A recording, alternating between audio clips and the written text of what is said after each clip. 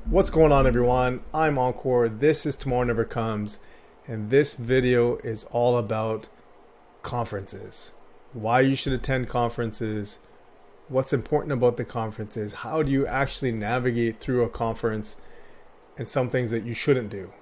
I want to take you guys through two particular examples, one where things went well for me, and one where things were not as optimal. And this actually stems from a bi-weekly mastermind that I had the privilege of sharing my experience in and presenting in.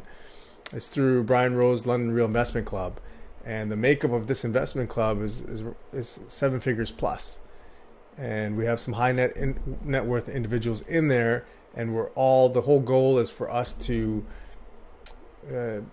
branch out, get deal flow, meaning pitch decks and talking to startups and getting investment opportunities and kind of bringing them back to the team. Along with that, I'm also part of London Real Ventures, the investment committee for London Real Ventures. Again, sourcing deal flow and seeing what we can do and how we can support the ecosystem and those quality projects. The reason why I tell you this is because any one of us who is in crypto or wants to be in crypto can benefit from going to a conference. Not even benefit, I think it's an absolute must. And I want to share one slide of the entire presentation that I did for the mastermind and kind of talk through some of the points and my experiences along with it. So let's get right into it here. So let's set this up for you guys. Okay. And I'll minimize myself here just a little bit. Okay, so we've got Conference A and we've got Conference B. Now, Conference A, I hit this one out of the ballpark. Smashed it. Everything I wanted to accomplish happened and then some.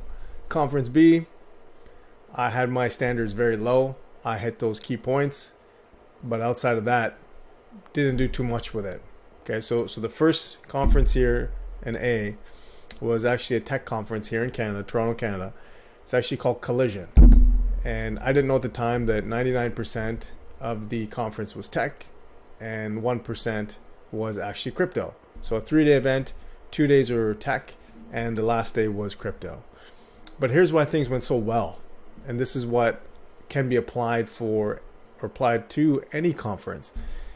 Is one, this I think is the biggest one, is go alone. Now, I know many people may not want to hear that. You want to call up your buddy. It makes you more comfortable, or someone that you have some kind of connection with and want to kind of ride with them, right? But the reason why that's, at least for me, was a terrible decision is because, not being alone is a terrible decision, is because you use that other person as a crutch. When you're tired, when your energy is drained, and let's not kid ourselves. Attending a conference with the intent of completing goals throughout a 2-day, 3-day event is tiring. I mean, I used to think going to a conference was just fun. Yeah, if all you want to do is consume content, that's okay. But if you're out here trying to do certain things, put your mark on the map, want to be an influencer of some sort, or get your reputation built in this space, or you want to connect with other investors. If you're a startup and you want to connect with investors, if you're an investor in this space and you want to connect with startups, but also other investors to kind of bolster your reputation in the space, like all of this matters, and all of this takes time to build. But over a 3-day event, it's like a crash course. Right? It's like you're a crash test dummy and you just gotta go. Okay?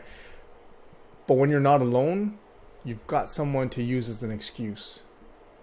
And so when you're tired or you're not feeling it, or you set a really low bar like I did in Conference B, which is where I went with someone that I knew very well from high school, and you end up lowering the bar, being okay with that, but then also using the other person as a reason to do things that you normally wouldn't.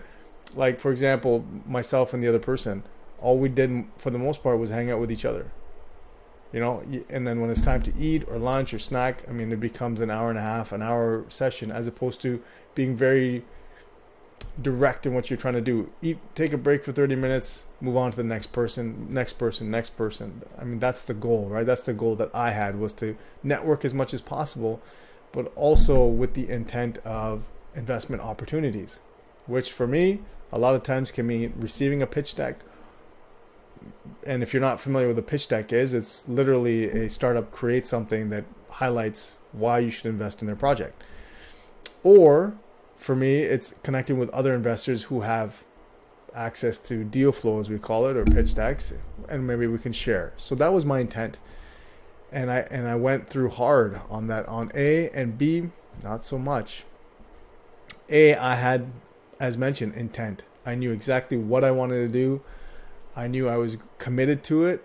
And actually what ended up happening was it was a 3-day event, as I mentioned before, and the last day was crypto. So, okay, what I had in my mind was I'm going to go crazy, networking, energized, enthusiastic for 2 days. And that last day, that's my me day. I get to sit and watch content and kind of decompress. But that was a plan of mine. I created that. It wasn't something on the fly that I did. So I knew those 2 days I had to go as crazy as possible doing what I needed to do to complete it. And B, I said, let me meet these 2 or 3 people. And if I do that, I'm good. Very low bar. And so, that's all part and parcel of why A worked out so well and B didn't. Okay. I talk about energy. I had all the energy in the world for A. Conference B, not so much. Didn't want to go, kind of dragged my feet to go. When I was there, it wasn't the same setup as A, so that threw me off. Just looking for anything really not to go. And here's another reason why you should go alone. Sometimes your companion or the person you went with maybe is not feeling the conference. And because this was local for us, both were local for us, he decided, hey, I'm not going to show up for the next day. And I'm like, okay. So what did I do? I went, but for 2 hours, and then I went home. It's just one of those things. This is something that, it's something that I strongly believe in now, that going by yourself makes all the difference in the world, because it gets you out of your comfort zone. It makes you, it's either you stand by yourself or you're forced to talk to everyone. And that puts you in positions to then have those networks and have those connections and really maximize being at a conference. I talk about investor distinction. Now, this could be VIP or investor. If you want to be an investor, that's fine. But always try. If your goal is to consume content, then this is not for you. But if you have a goal of raising money or investing in startups or meeting investors or meeting high-end influencers or potentially mentors, always upgrade. Always upgrade. And if you can't upgrade, don't go, because it's very difficult as a general attendee to maximize the conference experience. You can get lucky, or you work extra hard to make it happen. It's possible. But for me, if I can't upgrade, I'm not going. And that doesn't mean you're paying $10,000 or whatever it is. If you can afford it, always upgrade. It's going to put you in certain environments that general attendees don't get, which then helps you helps you get further towards your goal, right? It puts you in very isolated environments where you can make connections and have a proper conversation. So that distinction is super important. And for me, again, I had a strong follow-up game. I made a point to talk to certain people repeatedly over time, and then I made sure that I followed up afterwards. A lot of us, what we do is we put in all the work in the conference itself, and we lose out on the easiest part, which is just the follow-up. We wait too long, or we just start asking for things afterwards. It's a very weak part of the whole process. And a certain individual said once that, the fortune is in the follow-up. And that's really where it is, because most people don't want to do that. You feel like you've put in the work, and now you have to put yourself out there again in the follow-up. And a lot of us don't do that. So I had a very strong follow-up game. B, not so much. Didn't really care for it. I was kind of lackadaisical in that follow-up. And it definitely showed. Absolutely it showed. So I just wanted to highlight and I think the best way to highlight is just from my personal experience. So there's so many different things at a conference that happen that when you go and you don't have a plan, you end up really just sitting there doing nothing, or consuming content. And so there's so many different wrinkles to it of how to really maximize things, but you can't maximize something that you haven't planned for. And so that's number one, is kind of have a game plan. What do you want to do there? What's the intent behind going? And then make sure that you do everything possible to make that happen. And I see so many people who go and look, here's what I'll say. Whether you just go and consume the content, or you go and you actually are active in networking, either option, you're going to be tired at the end of the day. You're going to be wiped out. So why not pick the active role where you're going to have long-standing relationships, potentially, far into the future, far past attending the conference. If all you do is consume the content, the experience kind of ends there for you. Yeah, you can use that content and do certain things afterwards, but content is not a problem. I mean, most of these conferences will have a live stream, either a live stream at the time, or they'll do a replay somewhere else, whether it's on YouTube or anywhere else. So you can catch the content. And look, you can YouTube content or certain topics. You can YouTube certain speakers, and by and large, they speak similar things. So it's not that far out to get the content, but the people there, that is priceless. And so you want to make those connections. You want to put your stamp in the space, especially in crypto. It's such a young space that you can actually be someone notable in a short period of time in relation to any other industry. So I think maximizing conference is not spoken about often enough. And even when people do, here's the thing I'll say to you. There's so much to unpack in this. Is that what I see is a lot of people will go to these conferences and they'll try and network, but the network is vomiting information about yourself. And I've done that.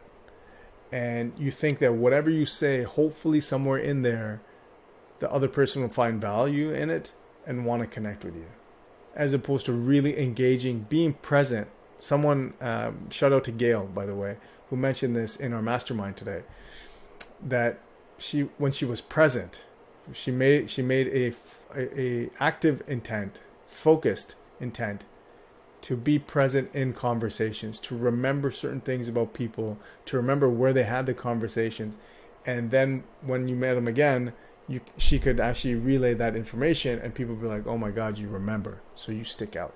Like there are things like that if someone is meeting 20, 30, 40, 50 people, everyone kind of blends the same, right? You can't tell who is who.